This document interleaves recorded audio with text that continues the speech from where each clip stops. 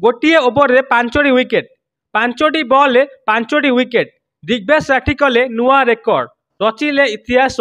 सारा पृथ्वी रे एमिति विकेट केही भी नथिले जे कि लगातार 5टी बॉल 5टी विकेट आपण माने हाट्रिक विकेट देखिथिबे 3टी बॉल 3टी विकेट देखिथिबे किंतु केबे 5टी बॉल 5टी विकेट न देखिथिबे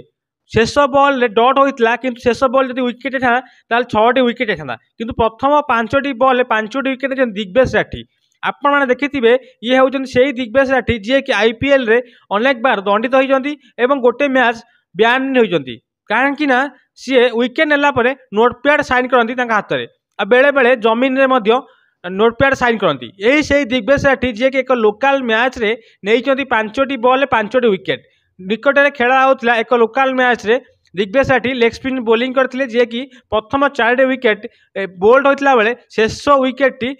आउट होते कैच रे जहाँकि एवं सारा पृथ्वी रे रेकर्ड सृष्टि कर दिग्विजय राठी 5टी बॉल 5टी विकेट नहीं दर्शक बंधु आपण कमेंट करी कहतु यही यदि बोलिंग करती दिग्विजय राठी कौन भारत दल स्थान पाइबा उचित कि ना गर्व अहंकार जो सी भारत दल स्थान पाइबे नहीं।